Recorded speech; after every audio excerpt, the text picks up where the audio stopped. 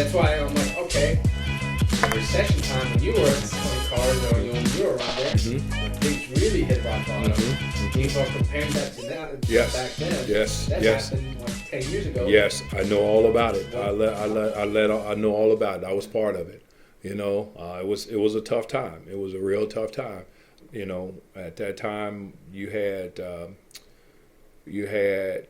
General Motors going in bankruptcy. You had Chrysler going in bankruptcy. You had Ford thinking about going into bankruptcy because all the customers was up in arms because they didn't know if their warranty was going to still hold now that General Motors had filed bankruptcy. So my job with every customer that came in, they didn't come in to buy because with nobody buying cars, but they came in to ask about their warranties. And I had to explain to them that their warranties were still covered. General Motors, despite if they are going into the bankruptcy, they are still covered. No, and man, dude, I used to have to talk to, oh my God, 12 people a day and explain it and explain it and explain it. And then a month down the road, President Obama came out with a letter for General Motors to give to the customers so they could read it, which helped me tremendously because we wasn't selling cars, okay? If we were, we selling one a day. But people was nervous because they had made an investment and their return on their investment was scary. They didn't think the warranty was going to be covered just in case, and it was. It was terrible times at that time. They're going under. You see a company going under that have all these cars, all these GM products that were just at a stop. It was totally at a stop. And people freaked out. And the car business kept going little by little by little. And then all of a sudden it came out with the cash of clunkers. And the cash of clunkers is what catapulted everything back to the top. Because we was taking people $150 cars or dollar cars and giving them $3,000 for it. Who would want to make that investment? Something that was sitting in the yard, something that was on the side of the house. Yes, if you got it started, you got, $3,500. If you got it started, you got $3,500 just to get it up to the dealership. And people were just getting it towed up there and dropped off. And they were stuck. And we had a car lot of old cars on the one side of the parking lot. It was full. It was so much business that no sales manager, including the general manager, everybody had to do a test drive because we didn't have enough salespeople. When this thing hit and takes off again, it's going to erupt. I know it because it erupted for us. We had to come prepared.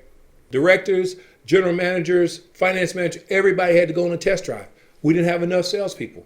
And then at that time, I had 25 salespeople. We didn't have enough salespeople to go around for everybody.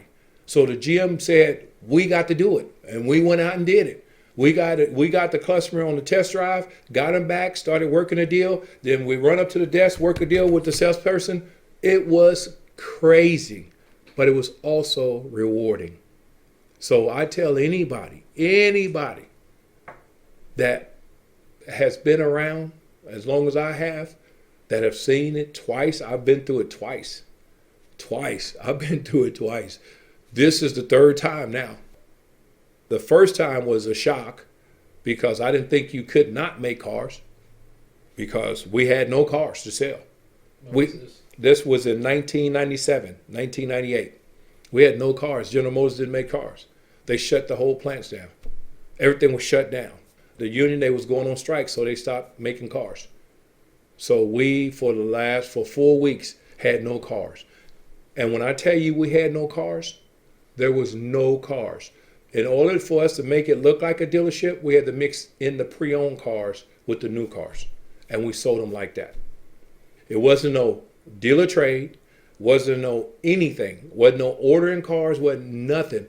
You had to deal with a customer right there that was coming to buy. And they were hot. They were hot. And if you didn't have the car, you just missed out.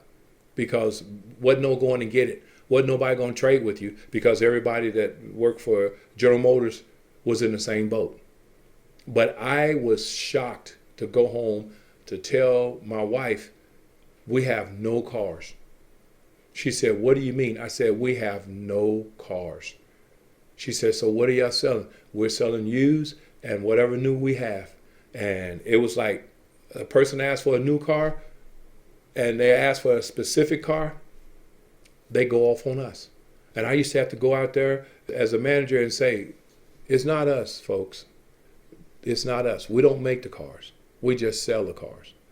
And the lady said, you still part of it. And just because we can't get to them don't mean we can't get to you. And she ripped me a new one. And I had to listen to it. That's just the game we're in. It's going to be up and down every 10 years. Every 10 years. Almost 10 years ago was the same thing with the recession. It just happens in the car business. But this will come to pass. And it's going to be explosive. And it's going to be eruptive. It will blow up. You just wait. You just wait. You just wait. I just tell you.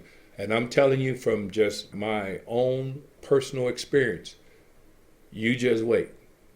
You're going to have more customers than you can can even imagine.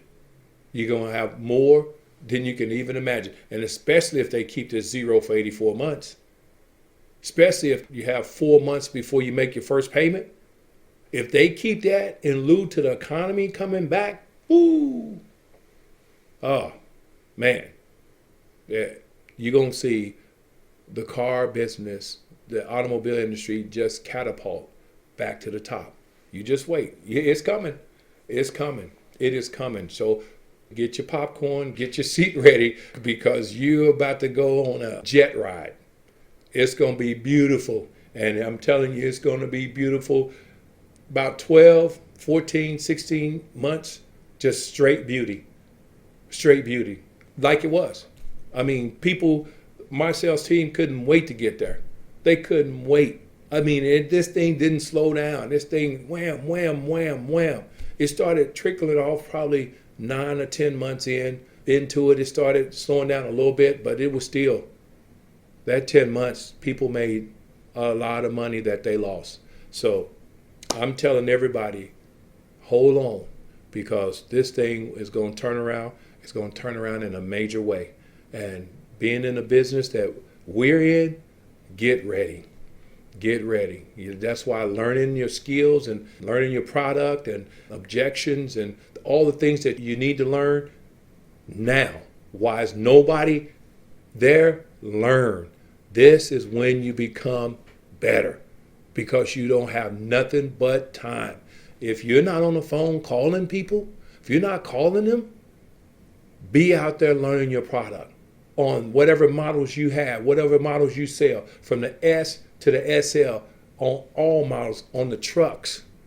Anything that you sell, you have time now to learn it from the base all the way up to the highest. And if you're not doing it, you are doing yourself an injustice as a professional. You're doing yourself an injustice. If you have chose this business and a dealer has chose you to be a representative of the business, why aren't you learning your product? Why? There's no excuses now. There's no excuses. You can just be on the phone so long. What else you going to do? Sit around and look around? There's no excuses now. If you don't know your product by the time this epidemic has went away, shame on you. Shame on anybody that's not learned their product. You have nothing but time. You go to the dealership, you might do 1 or 2, maybe 3, maybe 4 sales, maybe in 8 hours. What are you doing? And a sale might take you 2 hours. What are you doing with the other 6? What are you doing? This time, and I'm telling you from a previous experience, I had, when I left the dealership that I left in Indianapolis, I had the best sales, 25 salespeople money could buy. I had the best because they learned their product. I didn't have to worry about somebody asking me, so Mr. Holmes, can you tell me what this product is? I didn't have to worry about that. They took it upon themselves. They took that downtime, okay, and ran with it. They ran with it in the cold. in the cold. We used to bring in the freaking vehicles in the showroom out of the cold so they could go over it, and all of them just jumped into it and dived into the vehicle.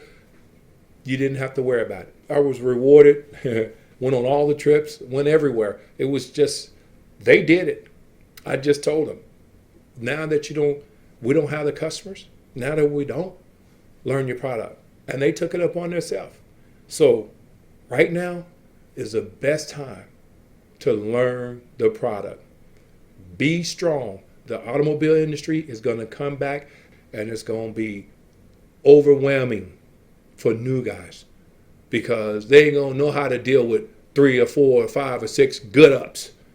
Not ups, just opportunities just coming in there to look. They coming in there good ups. I mean, people ready to buy. And all you have to do is to do your job and make them buy the car. You weed out the lookers when the economy flips back. The lookers, they're weeded out. You got hungry people ready to buy. They got money that's saved up. They got things, they got new car fever. They got pre-owned car fever. It's just, they have the fever. And we have a product that gives people love our product because you got to have 4 wheels to go anywhere. In the United States of America, you got to have 4 wheels or fly, or 2 wheels, because the motorcycle, you can have that too. But you're going to be surprised. You're going to be surprised how hungry people are to buy new cars or buy a pre-owned car. You're going to be surprised once this thing is over. I tell any dealer that just opened up a dealership, I tell any GM that didn't experience it, it's coming.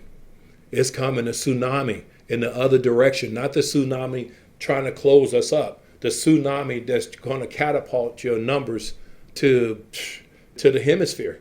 Numbers out this world. I mean, people have to just hold on. Hold on. The business will do what the business always does. It takes a step back to take a great step up. And that's all it's doing. So the dealers are panicking. I understand why. This is not a United States thing. This is a global thing. And that's what's got the panic. But this will come to pass. We will find a cure for it, and this corona thing will go away, and then what you're going to be left with. I guarantee you, and I want every dealer to know this, hopefully you come away with some stars, because now is the time to produce your stars. Bring the young ones up to star level. Bring the ones that's been there up to another star level. Just create a star mentality, because people didn't just sign up because they thought they could do the job or they wished they could do the job. People signed up because it was in their blood. And true salespeople is in the blood. And as long as you have the ones that hold on, still come to work and sell you cars and doing the right thing, create a star.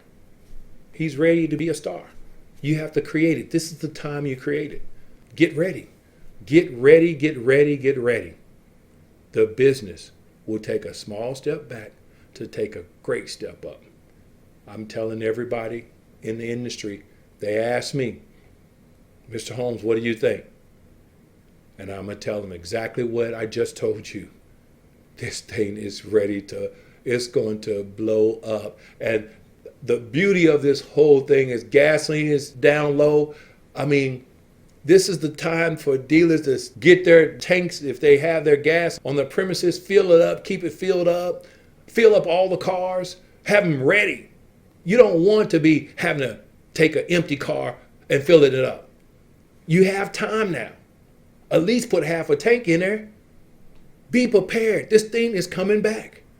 It is coming back. 24 years, 2 times being in a crisis lets me know it's coming back. And people are going to be like, man, hold on. Hold on. Hey, this time, make sure you save, put stuff back, because the next time, you don't know. But I'm telling you, this is the time that you learn your product, you show up at work, you go to work, and don't play games. You don't have time, because in next week we can have the cure and everything goes right back. And then you're gonna be like, oh wow, I'm not prepared. When you're supposed to be prepared every time you go to work, get more and more prepared. Be prepared.